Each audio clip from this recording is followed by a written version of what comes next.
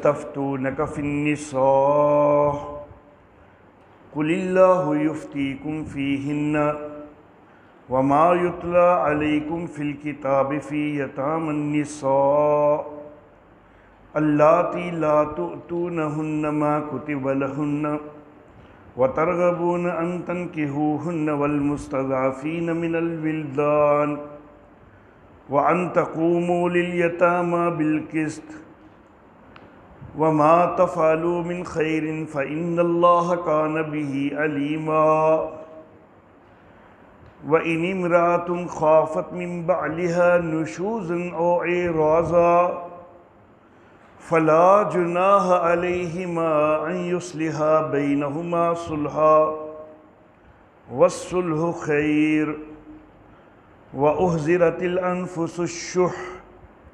وإن تحسنوا وتتقوا فإن الله كان بما تعملون خبيرا وَلَن تَسْتَطِيعُوا أَن تَعْدِلُوا بَيْنَ النِّسَاءِ وَلَوْ حَرَصْتُمْ فَلَا تَمِيلُوا كُلَّ الْمَيْلِ فَتَذَرُوهَا كَالْمُعَلَّقَةِ وَإِن تُصْلِحُوا وَتَتَّقُوا فَإِنَّ اللَّهَ كَانَ غَفُورًا رَحِيمًا وَإِن يَتَفَرَّقَا يُغْنِ اللَّهُ كُلًّا مِّن سَعَتِهِ وَكَانَ اللَّهُ وَاسِعًا حَكِيمًا صدق اللہ مولانا العلی العظیم وبلغنا نبیہ ورسولہ الکریم۔ اور تجھ سے فتویٰ پوچھتے ہیں عورتوں کے متعلق، تو کہے کہ اللہ تم کو فتویٰ دیتا ہے ان کے متعلق، اور جو تم پر تلاوت کیا جاتا ہے کتاب میں یتیم عورتوں کے متعلق کہ جن کو تم وہ نہیں دیتے کہ جو ان کے لیے مقرر کیا، اور تم ان سے نکاح کرنا چاہتے ہو، اور جو کمزور ہیں لڑکوں میں سے، اور یہ کہ تم یتیموں کے ساتھ انصاف کرو، اور جو کوئی تم بھلائی کرو تو بے شک اللہ اس کو جاننے والا ہے۔ اور اگر ایک عورت ڈرتی ہے اپنے خاوند کی طرف سے زیادتی کے متعلق یا بے رخی کے متعلق، تو ان دونوں کے اوپر کوئی حرج نہیں ہے کہ وہ صلح کر لیں آپس میں، صلح، اور صلح تو بہتر ہے۔ اور نفوس کے سامنے حرص ہے، اور اگر تم نیکی کرو اور پرہیزگاری اختیار کرو تو بے شک اللہ جو کچھ تم کرتے ہو اس کی خبر رکھنے والا ہے۔ اور تم ہرگز طاقت نہیں رکھو گے کہ تم عدل کرو عورتوں کے درمیان، اگرچہ تم اس کو چاہو، تو نہ مائل ہو جاؤ، پوری طرح مائل ہونا کہ پھر تم اس کو لٹکی ہوئی چھوڑ دو، اور اگر تم اصلاح کرو اور تقوی اختیار کرو تو بے شک اللہ بخشنے والا مہربان ہے۔ اور اگر وہ دونوں جدائی اختیار کر لیں تو اللہ ان میں سے ہر ایک کو اپنی وسعت سے غنی کرے گا، اور اللہ وسعت والا، حکمت والا ہے۔ محترم احباب، آج کے درس میں جو آیات مبارکہ تلاوت کی گئی ہیں، یہاں سے سورۃ النساء کا تیسرا اور آخری حصہ شروع ہو رہا ہے۔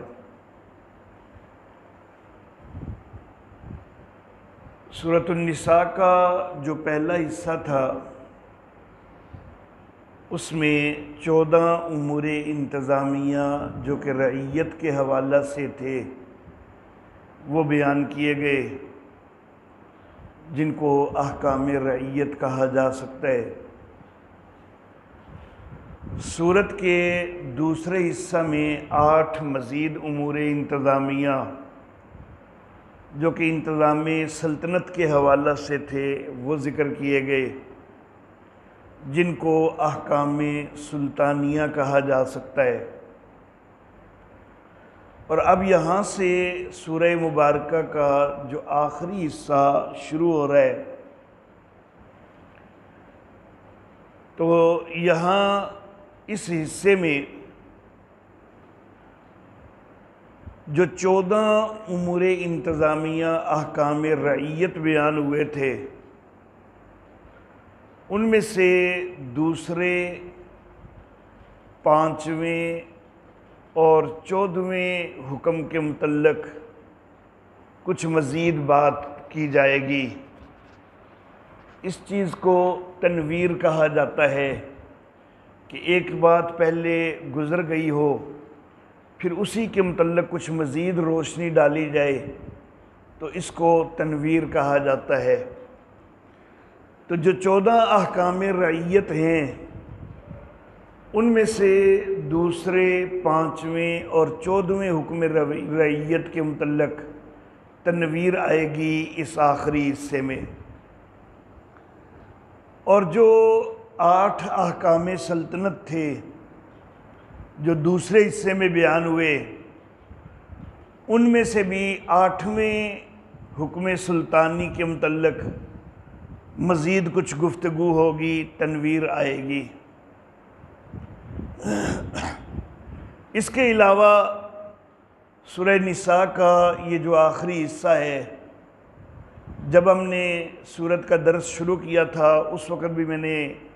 خلاصہ بیان کرتے ہوئے ذکر کیا تھا کہ ان 4 تنویرات کے علاوہ 3 تنویرات احکام رعیت کے حوالہ سے اور 1 تنویر احکام سلطانی کے حوالہ سے، تو ان کے علاوہ اس آخری حصے کے اندر منافقین کے لیے کچھ زجرات آئیں گی اور یہود کی کچھ خباثتوں کا بیان آئے گا، اہل کتاب کے ایک سوال کا جواب آئے گا، اور اہل ایمان کو قرآن حکیم کی اور نبی اکرم صلی اللہ علیہ وآلہ وسلم کی اتباع کی تلقین کی جائے گی۔ یہ اس تیسرے حصے کے مضامین ہیں۔ وَيَسْتَفْتُونَكَ فِي النِّسَاءِ، عورتوں کے حوالہ سے تجھ سے فتویٰ مانگتے ہیں۔ یہاں سے دوسرا جو حکم رعیت تھا تو یہاں اس کے اوپر یہ تنویر آ رہی ہے۔ دوسرا حکم رعیت کیا تھا؟ سورۃ النساء کے بالکل آغاز میں آیت نمبر 3،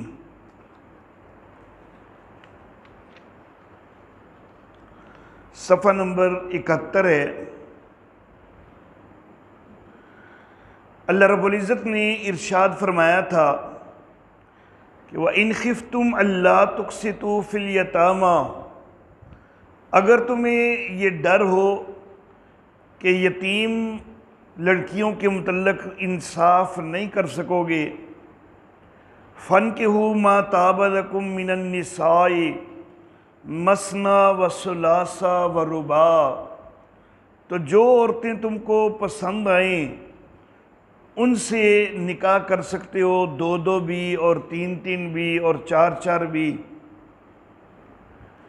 فَإِنْ خِفْتُمْ أَلَّا تَعْدِلُوا، لیکن اگر تم کو ڈر ہو کہ عدل نہیں کر سکو گے، فَوَاحِدَةً، تو پھر ایک ہی رکھنی ہے۔ او ما ملکت ایمانکم، یا جو تمہارے ہاتھوں کی ملکیت ہیں، تمہاری لونڈیاں ہیں، ذالک ادنا اللہ تعولو، یہ اس کے زیادہ قریب ہے کہ تم کسی ایک کی طرف جھک نہ پڑو یا زیادتی نہ کر جاؤ۔ تو یہاں پر اللہ رب العزت نے حکم دیا تھا کہ دیکھو یتیم بچیاں جو ہیں، یتیم لڑکیاں تمہاری زیر کفالت ہوں اور تم ان سے نکاح کرو، لیکن تمہیں پتہ ہے کہ ان کا پیچھے کوئی پوچھنے والا ہے ہی کوئی نہیں،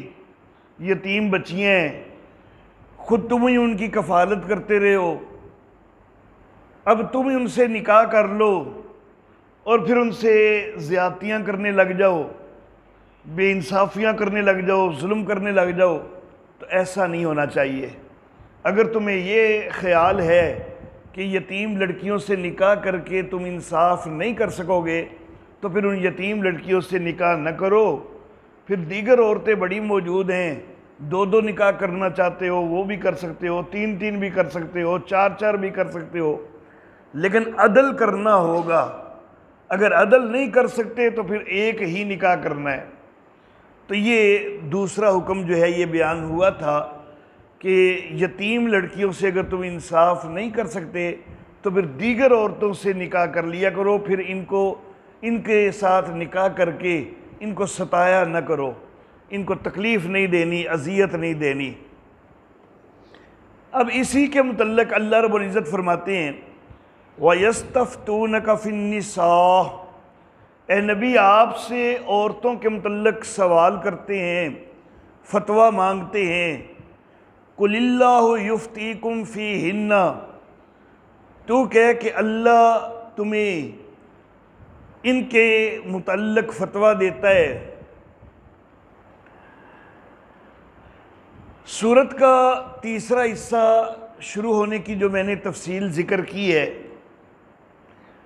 ایک ربط تو گزشتہ ساری سورت سے ان آیات کا یہ بنتا ہے کہ یہاں سے تیسرے حصے کا آغاز ہو رہا ہے، اور پہلے جو 4 احکام گزر چکے ہیں، ویسے تو 22 گزر چکے ہیں، ان میں سے 4 احکام کے اوپر تنویرات آ رہی ہیں۔ تو یہ پہلی تنویر ہے جو کہ 14 احکام رعیت میں سے دوسرے حکم رعیت پر ہے۔ ایک تو یہ ربط ہے۔ دوسرا قریب ترین آیات کے ساتھ کیا ربط ہے؟ یہ ربط تو تھا کلی طور پر پوری سورت کے لحاظ سے۔ قریب ترین آیات جو ہیں تو ان کے اندر اللہ رب العزت نے اپنی حاکمیت کا اظہار فرمایا تھا کہ حاکم اللہ ہی ہے، اختیار اسی کا چلتا ہے، سب نے اس کے سامنے جواب دہ ہونا ہے۔ پھر آیت جو گزشتہ درس میں آخری آیت تلاوت کی گئی، وَلِلَّهِ مَا فِي السَّمَاوَاتِ وَمَا فِي الْأَرْضِ وَكَانَ اللَّهُ بِكُلِّ شَيْءٍ مُحِيطًا، اللہ کے لیے ہے جو کچھ آسمانوں میں ہے، زمین میں ہے، سب اسی کی ملکیت، اسی کے اختیار میں ہے، اور اللہ ہر چیز کو گھیرے ہوئے ہے۔ تو جب حاکمیت ایسی اس کی مضبوط ہے، قوی ہے، تو اہل ایمان کو چاہیے نا کہ وہ اللہ کے حکموں کی پابندی کریں۔ تو صحابہ کرام وہ واقعی ایسی شخصیات ہیں کہ جن کو بڑا احساس رہتا ہے کہ اللہ احکم الحاکمین ہے اور ہم نے اللہ کے ہر حکم کی پابندی کرنی ہے۔ تو پھر اے نبی کوئی بھی مسئلہ ان کے ذہنوں میں ابھرے تو اے نبی تجھ سے پوچھ پوچھ کے عمل کرتے ہیں، کیونکہ تو نے ہی ان کو اللہ کے احکام پہنچانے ہیں اور یہ اللہ کو احکم الحاکمین مانتے ہیں۔ تو اے نبی تجھ سے پوچھ پوچھ کے عمل کرتے ہیں۔ دیکھنا اب بھی پوچھ رہے ہیں عورتوں کے متعلق کہ پیچھے آ چکا ہے کہ اگر یتیم لڑکیوں سے انصاف نہیں کر سکتے ہو تو پھر دیگر عورتوں سے نکاح کر لو۔ تو اب یہ تم سے اے نبی سوال کرتے ہیں کہ کیا یتیم لڑکیوں سے نکاح بالکل جائز ہی نہیں ہمارا، یا اگر ہم انصاف کریں تو نکاح کر سکتے ہیں؟ کیونکہ وہاں پر یہ تھا کہ اگر تمہیں یہ خدشہ ہے کہ انصاف نہیں کر سکو گے تو پھر نکاح نہ کرو۔ تو اگر یہ خدشہ کوئی نہ ہو بلکہ ہم واقعی انصاف کریں، واقعی ہم ان کے اوپر کوئی ظلم و زیادتی نہ کریں، ان کو اچھے انداز میں پوری طرح حقوق ادا کریں، تو کیا پھر بھی ہم ان سے نکاح نہ کریں؟ تو یہ سوال کرتے ہیں نبی تجھ سے، تو کہہ کہ اللہ تم کو فتویٰ دیتا ہے وَمَا يُتْلَى عَلَيْكُمْ فِي الْكِتَابِ، اور جو پیچھے وہ جو آیت نمبر 3 گزری ہے، جو پیچھے تلاوت کیا گیا ہے تمہارے اوپر کتاب میں سے، تو اس سے تمہیں رہنمائی حاصل ہوتی ہے فی یتام النساء، یتیم عورتوں کے حوالہ سے، اللاتی لا تؤتونہن، کہ جن کو تم جو ان کے لیے مقرر ہوئے وہ دیتے کوئی نہیں، اور نکاح ان سے کرنا چاہتے ہو تو یہ روش تو مناسب کوئی نہیں۔ اسی طرح یتیم لڑکے بھی ہیں جو تمہاری پرورش میں تمہاری کفالت میں ہیں، تو وہ کمزور ہیں، وہ اپنا حق چھین سکتے کوئی نہیں، اور تم ان کے حقوق غصب کرتے ہو، تو یہ چیز انتہائی غیر مناسب ہے۔ کرنا کیا ہے وَأَن تَقُومُوا لِلْيَتَامَى بِالْقِسْطِ، یتیموں کے ساتھ انصاف کے ساتھ قائم رہو۔ یتیم لڑکیوں سے نکاح کی بالکل حرمت کوئی نہیں ہے، مسئلہ یہ ہے کہ انصاف کرو تو نکاح کر سکتے ہو، نہیں انصاف کر سکتے تو پھر نہ کرو۔ اسی طرح یتیم بچوں کے ساتھ بھی انصاف کے ساتھ رہو، ان کے حقوق ان کو پورے دو، ان کا مال غصب نہ کرو، ان کے مال کو ہڑپ نہ کر جاؤ۔ وَمَا تَفْعَلُوا مِنْ خَيْرٍ فَإِنَّ اللَّهَ كَانَ بِهِ عَلِيمًا، جو بھی کوئی تم بھلائی کرو اللہ اس کو جاننے والا ہے۔ وَإِنِ امْرَأَةٌ خَافَتْ مِنْ بَالِهَا، پھر اللہ رب العزت خواتین کی طرف متوجہ ہوتے ہیں، ان کو تلقین کرتے ہیں کہ اگر خاوند کی طرف سے تمہیں کسی زیادتی کا ڈر ہے یا بے رخی کا ڈر ہے تو فَلَا جُنَاحَ عَلَيْهِمَا، تو پھر ان کے اوپر کوئی گناہ نہیں ہے، اَن يُصْلِحَا بَيْنَهُمَا صُلْحًا، کہ وہ آپس کے درمیان صلح کر لیں۔ خاوند سے ڈر ہے کہ وہ زیادتی کرے گا، بے رخی کرے گا، تو یہ خواتین اگر کچھ خاوند کو راضی کرنے کے لیے، اس کی توجہ اپنی طرف مبذول کرانے کے لیے اپنے حق میں سے کچھ اس کو دے دلا کر اس کو اپنی طرف راغب کر لیتی ہیں، اور اس طرح ان کی آپس میں صلح صفائی ہو جاتی ہے، تو اس کے اندر بھی کوئی حرج نہیں ہے، تو یہ ان کو اپنی طرف مائل کر سکتی ہیں، اپنے حقوق میں سے کچھ ان کو معاف کر کے۔ وَالصُّلْحُ خَيْرٌ، کیونکہ اگرچہ ان کے پاس خلا کا بھی حق ہے، خاوند کی طرف سے زیادتی کا خدشہ ہو، خاوند کی طرف سے بے رخی کا خدشہ ہے، اگرچہ خواتین کے ساتھ خلا کا ان حق حاصل ہوتا ہے خواتین کو، لیکن خیر تو صلح ہی ہے نا، تو صلح کے لیے اگر کچھ تھوڑی دینا دلانا بھی پڑ جائے تو اس کے اندر بھی خیر ہی ہوگی، تو صلح کرنا بہتر ہے۔ وَأُحْضِرَتِ الْأَنفُسُ الشُّحَّ، اور اللہ رب العزت انسان کی فطرت یہاں پر بتلاتے ہیں کہ انسانوں کے نفوس کے سامنے حرص تو موجود ہی ہوتا ہے، تو یہ خامدوں کو بھی کئی لالچ ہوتے ہیں، کئی حرص ہوتے ہیں، تو بیوی اگر ان کے اس حرص کو کچھ پورا کر دے، ان کے اس لالچ کو پورا کر دے تو وہ بیوی کی طرف مائل ہو جائیں گے۔ تو اگر بیوی کو ایسے بھی صلح کرنی پڑ جائے،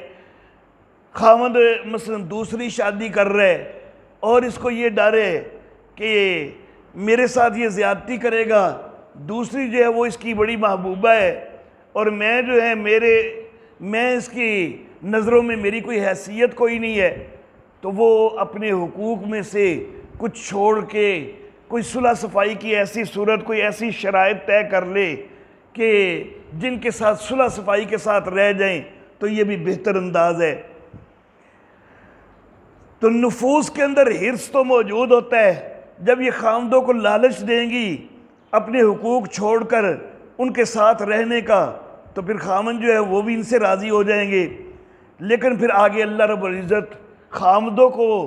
تاکید کرتے ہیں کہ ٹھیک ہے، عورت اگر دب کے صلح کرتی ہے، یہ اس کی نیکی ہے تو درست ہے، کی جا سکتی ہے، لیکن اصل میں تو تمہیں بھی خیال کرنا چاہیے نا کہ وَإِن تُحْسِنُوا وَتَتَّقُوا، کہ تمہیں احسان والی روش رکھنی چاہیے، تقوی والی روش رکھنی چاہیے۔ فَإِنَّ اللَّهَ كَانَ بِمَا تَعْمَلُونَ خَبِيرًا، اگر تم نیکی کرو، تقوی اختیار کرو، تم ان کے ساتھ کوئی بے رخی، کوئی زیادتی، کوئی نشوز والا معاملہ کرو ہی نہیں، بلکہ ان کے ساتھ اچھے انداز میں رہو، ان کے ساتھ حسن سلوک رکھو، پرہیزگاری اور تقوی کے ساتھ عمل کرو، تو اللہ جو کچھ تم کرتے ہو اس کو خبر رکھنے والا ہے، اللہ اس کا اجر عطا کر دے گا۔ وَلَن تَسْتَطِيعُوا أَن تَعْدِلُوا بَيْنَ النِّسَاءِ، اب یہ 14واں حکم رعیت جو تھا تو اس کے اوپر تنویر آ رہی ہے۔ 14واں حکم رعیت کون سا تھا؟ اس کے لیے ہمیں پیچھے جانا ہوگا، آیت نمبر 35، صفحہ نمبر 76 کی آخری سطر ہے، آیت نمبر 35۔ اللہ فرماتے ہیں وَإِنْ خِفْتُمْ شِقَاقَ بَيْنِهِمَا، اگر ان کو آپس میں، ان کی آپس میں جھگڑے کا، زیادتی کا ڈر ہو، فَبَعْثُوا حَكَمًا مِّنْ أَهْلِهِ وَحَكَمًا مِّنْ أَهْلِهَا، تو مرد کے گھر والوں میں سے بھی ایک حکم مقرر کر لو، عورت کے گھر والوں میں سے بھی ایک حکم مقرر کر لو،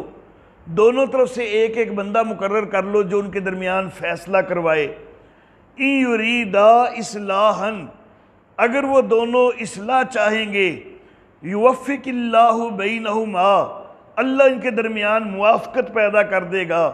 إِنَّ اللَّهَ كَانَ عَلِيمًا خَبِيرًا، بے شک اللہ جاننے والا، خبر رکھنے والا ہے۔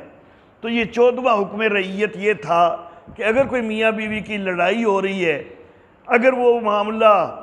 زیادہ بگڑ رہا ہے، وہ آپس میں خود سے صلح کے لیے تیار نہیں ہو رہے، معاملہ طلاق کی طرف جا رہا ہے، تو ادھر نہیں جانا چاہیے، بلکہ کرنا یہ چاہیے کہ مرد کی طرف سے بھی، عورت کی طرف سے بھی ایک ایک بندہ متعین ہو جائے، وہ ان کے درمیان صلح صفائی کروائے۔ یہاں پر یہ لفظ ہے کہ إِن يُرِيدَا إِصْلَاحًا، اگر وہ اصلاح چاہیں گے تو اللہ موافقت کر دے گا۔ اب اصلاح جو حقیقی اصلاح ہے نا، تو وہ یہ ہوتی ہے کہ ہر ایک کے جتنے حقوق ہیں وہ 100% پورے ادا کیے جائیں۔ اب عدل جو ہے، بیویوں کے درمیان عدل کرنا، تو یہ بھی ایک حق ہے، اور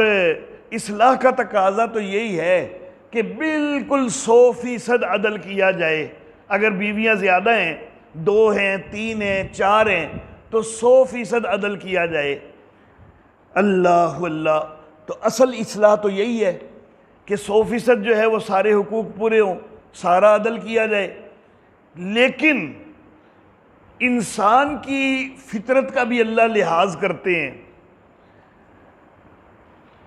یہ ایک فطری سی بات ہے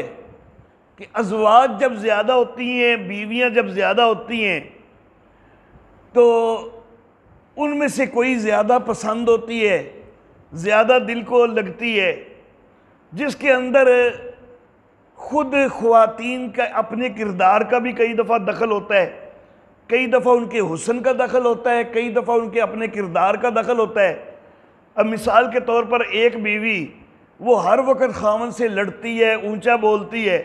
دوسری بڑی ادب و احترام کے ساتھ رہتی ہے، محبت سے پیش آتی ہے، تب فطری طور پر خاوند کا لگاؤ جو ہے وہ اس کی طرف زیادہ ہونے لگ جائے گا، جو محبت سے پیش آ رہی ہے، ادب و احترام سے پیش آ رہی ہے،